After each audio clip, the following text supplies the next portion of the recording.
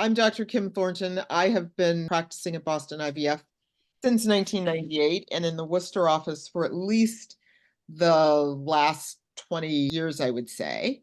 We thought we would really spend this time to just reintroduce ourselves, introduce Dr. Korkidakis, and give you some updates in terms of the services that are being provided at Boston IVF. So I'm Ann Korkidakis. I'm Canadian, so I did my prior training in Canada and then came here to complete my REI fertility fellowship at BIDMC in Boston IVF. I now practice out of the Waltham and Worcester locations, and I love spending time at the Worcester office. In addition to myself and Dr. Korkidakis, the other physicians that provide care in Worcester are Dr. Samuel Peng and Dr. Sam Pauli. So we thought we would talk about some of the things that we do in terms of evaluating patients and ways that you as their primary OBGYN might assist in facilitating our ability to evaluate patients and get them into treatment quickly. There are really 2 or 3 categories of patients that we see fairly commonly. Those with unexplained infertility, those with polycystic ovarian syndrome, and then our couples with either tubal factor infertility or male factor infertility.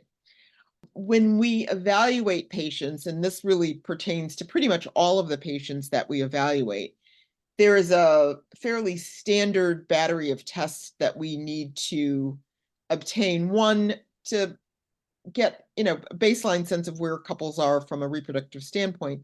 And also these are tests that are oftentimes required when we have to seek insurance authorization for any treatment. For women that are undergoing evaluation, the ovarian reserve screening is pretty standard nowadays. And that includes blood work on cycle day 2, 3, or 4 for both FSH and estradiol, and these tests need to be done together so that they can be appropriately interpreted. And then anti-Müllerian hormone, which is a glycoprotein hormone that is produced by the small antral follicles within the ovary and gives us a sense as to if we were to stimulate women with gonadotropins, for instance, or how they might respond in terms of producing eggs and what their risk for ovarian hyperstimulation is, etc. We obtain also an ultrasound and antral follicle count, which correlates very nicely with the anti-Müllerian hormone. Most of us routinely obtain thyroid stimulating hormone to make sure the patients have our euthyroid before initiating treatment and make appropriate adjustments with levothyroxine if, in fact, that's necessary. And then in addition to that, we obtain their prenatal labs and offer them the opportunity to have genetic screening for single gene disorders. The pelvic evaluation, typically our first line test is the hysterosalpingogram. And the HSG really gives you the ability to evaluate the uterine cavity as well as evaluate the patency of fallopian tubes. When we reevaluate patients, when they come back either for evaluation of abnormalities in the hysterosalpingogram or if they're coming back for a second baby, oftentimes at that point we will just do the uterine cavity evaluation with a sonohysterogram. And then evaluation of the male includes semen analysis. And then again, in addition to that, we're testing the men for single gene disorders as well before embarking on a course of treatment. If there are any abnormalities in any of the test results, we work to address those. And in particular, if there are uterine cavity abnormalities, we may want to consider additional surgical evaluation with a hysteroscopy. If there are abnormalities in the fallopian tubes, such as dilated fallopian tubes, our hydrosalpinges, for instance, we might recommend removal of the tube before embarking on treatments such as IVF. And then if a patient has fibroids that are thought to impair their ability to either conceive or carry a pregnancy, it may be recommended that they undergo evaluation for their fibroids with myomectomy, and depending on the location of the fibroids will help us determine the surgical approach. And then finally, for men with abnormalities in semen parameters, oftentimes our next step will be to have them have a urologic evaluation to look for either hormonal causes, genetic causes for the abnormalities in semen parameters, or structural abnormalities in semen parameters. So as Dr. Thornton was alluding to, if someone has regular menstrual cycles, we generally just order the testing that was just reviewed. But if there is any irregularity, then we kind of divert them to a little bit more extensive testing to try to diagnose what type of ovulatory disorder they have. So there's two schools of thought. Some doctors will just do random cycle day 3 testing that's really could be done at any point in the menstrual cycle. So oftentimes with that, we'll order an FSH, LH, estradiol, and then progesterone as well. So when you're ordering random testing, the progesterone is really helpful to make sure that you're not in the luteal stage of the cycle, and you can truly interpret the FSH, LH, and estradiol. The other alternative is we do emphasize the importance for a woman with oligo-ovulation to have cycles at least every 3 months for protection of the endometrium. So another option is to have them do, a urine pregnancy test, and if negative, then they can induce a bleed with Provera, and then you can schedule the cycle day 3 labs to that kind of artificially induced menses.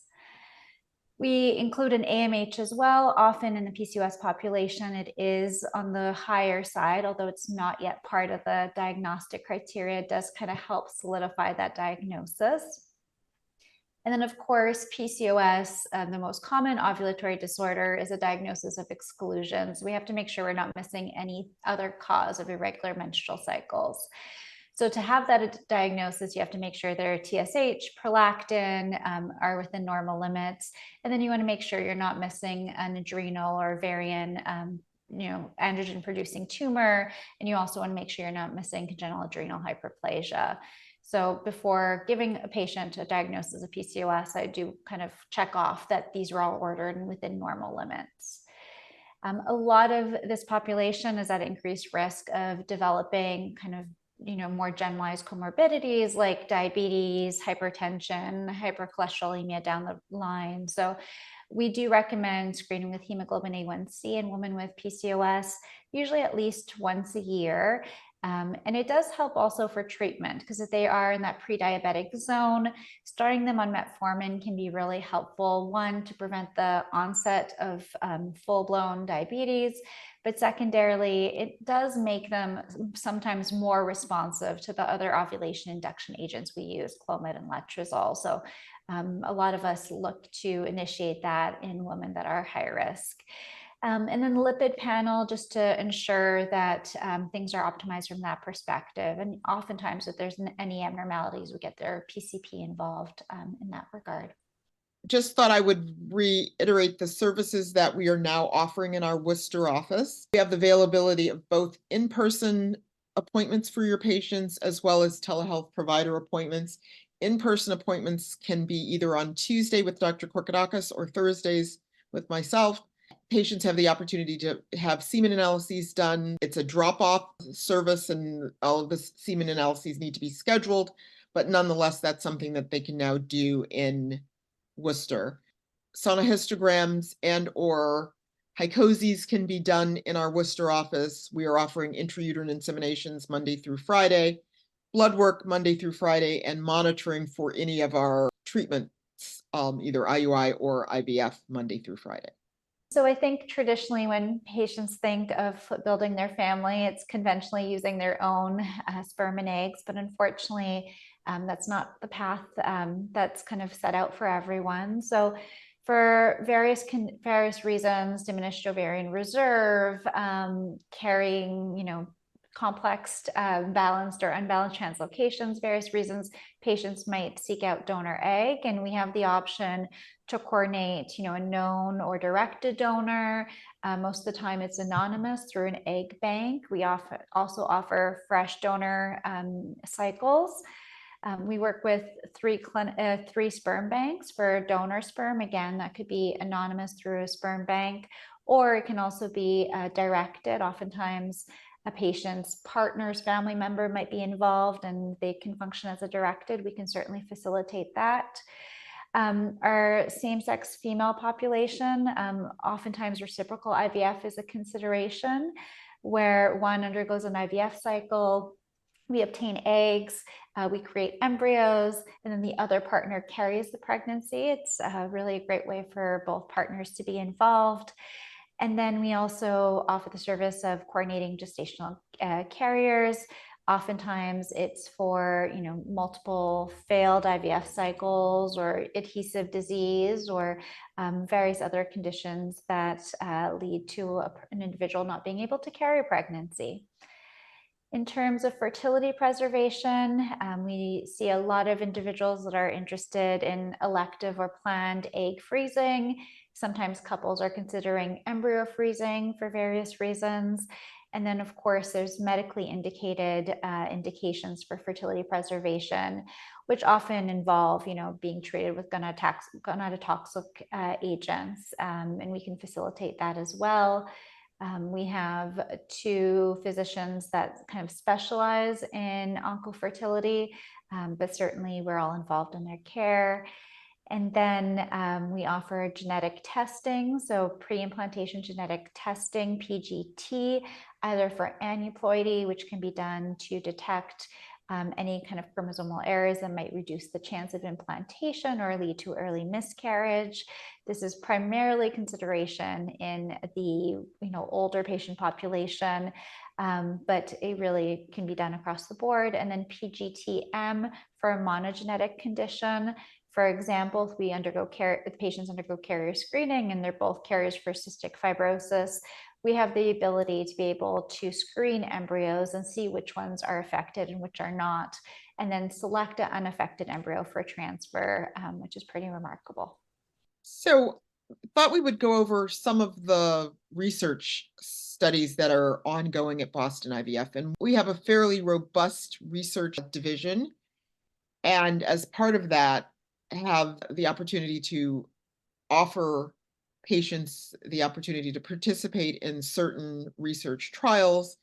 In some of these studies, there is some degree of financial compensation, which may be an incentive for patients to participate. An example of this is the NatPro trial, which is really a study designed to determine whether pregnancy is achieved versus natural cycle versus program cycle. Frozen embryo transfers have different risk for development of gestational hypertension and preeclampsia during their pregnancy. Patients are randomized either to a natural cycle where we really just monitor development of a single preovulatory follicle.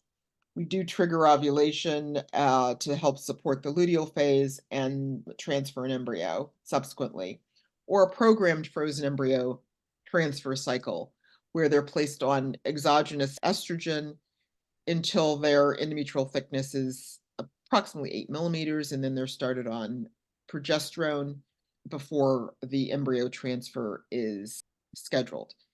Patients can participate in up to 3 program cycles.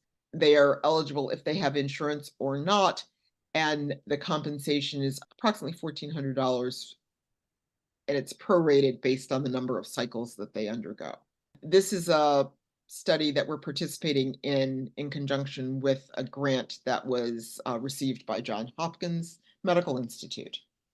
The GET-STET study is looking at clinical outcomes of pre-implantation genetic testing for aneuploidy in women between the ages of 35 and 40, and the intervention is randomizing patients into one of 2 treatment arms. The intervention arm, in which case all embryos that are created that meet the criteria for embryo biopsy are biopsied and then frozen. And then when the patient has a frozen embryo transfer, they get the best quality euploid blastocyst transferred back. And this is going to be compared to the control arm, where the patients have the best embryo frozen prior to any embryo biopsy. And then all of their remaining embryos that meet criteria are biopsied according to our standard criteria. When patients in the control arm undergo their embryo transfer, the first transfer is with that untested blastocyst that was selected based on the best morphology. The patients are going to be randomized. They'll be blinded until after the frozen embryo transfer is complete. Eventually, the PGTA results will be released for both groups. at the end of the study. The benefits to participating in this particular trial is that their PGTA and the biopsy is complementary, so that may be an incentive.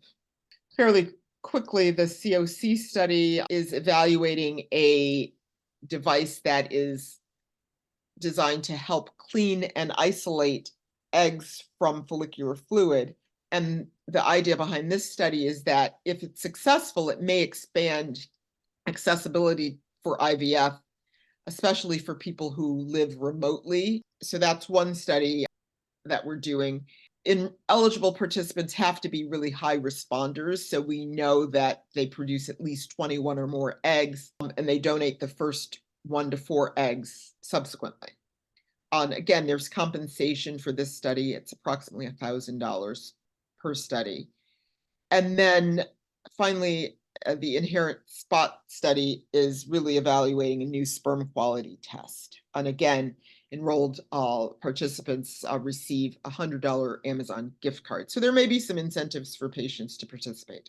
The last study is the Juvena study, which is a study that one of our gynecologic surgeons has expressed interest in, and it's looking at the efficacy of this Juvena hydrogel in terms of reducing the formation of intrauterine adhesions in patients who undergo hysteroscopic surgery, such as myomectomy or lysis of adhesions. And so again, participants receive $1,000 to participate and then have a free second look hysteroscopy to evaluate adhesion reformation. So we also have a wellness center that's affiliated with Boston IVF, and they offer services such as acupuncture, mind-body program, nutritional counseling, and then emotional health counseling. And oftentimes, this is offered to our patients, or at times they're the ones who request, acupuncture throughout their treatment. They find that it kind of assists in them getting them through. There's also some data suggesting particularly acupuncture might be beneficial, and we've received a lot of positive feedback from these programs. Finally, I thought we would just end or close with information as to how best to refer a patient to Boston IVF. And I think the first step would be to fax records to our new patient scheduling department. Our new patient schedulers will then contact patients to schedule a consultation. Patients can request their own appointment on our website, www.bostonivf.com/appointments, or by calling 888-300-2483.